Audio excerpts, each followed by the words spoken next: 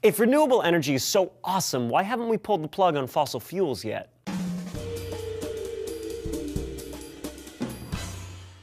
Hey there, light bulbs. Julian here for DNews. If you watch this channel regularly, you'd know that climate change is a serious looming problem. But in case you don't watch often, I'll catch you up real fast. We're burning too many fossil fuels, releasing too much carbon dioxide into the atmosphere, raising the planet's average temperature. As it goes up, we see melting ice caps, sea level rise, changes in rainfall patterns, the works. And if burning fossil fuels is at the root of those problems, then why haven't we kicked the dirty habit yet? Well, you won't be surprised to learn it's complicated. Firstly, there's the fact that power sources like coal and natural gas are so entrenched. Edison built the first practical coal plant in the United States in 1882, and by 1961, coal was the major source of electricity. Americans haven't really been able to get off coal since. We have scaled it back. It generated 53% of our power in 2000, but just 34% in 2015. But the ground coal gave up was taken over by another fossil fuel, natural gas.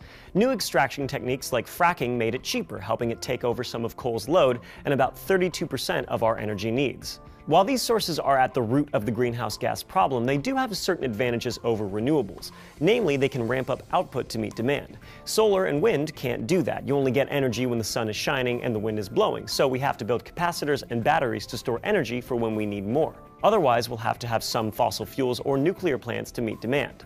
If renewables are going to pick up the torch from fossil fuels completely, we're going to have to invest a lot of money.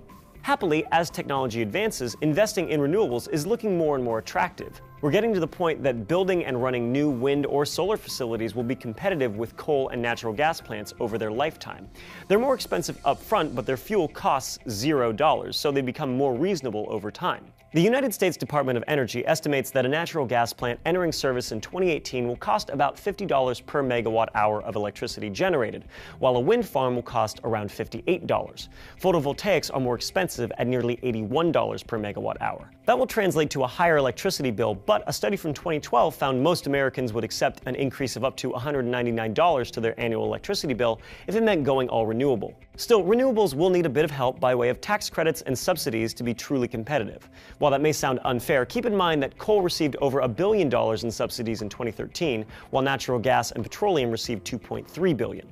Fossil fuels also have hidden costs associated with them because of the health issues like chronic bronchitis, asthma, and premature mortality caused by dirty air. The Natural Research Council reported in 2010 that natural gas was responsible for $740 million in expenses per year.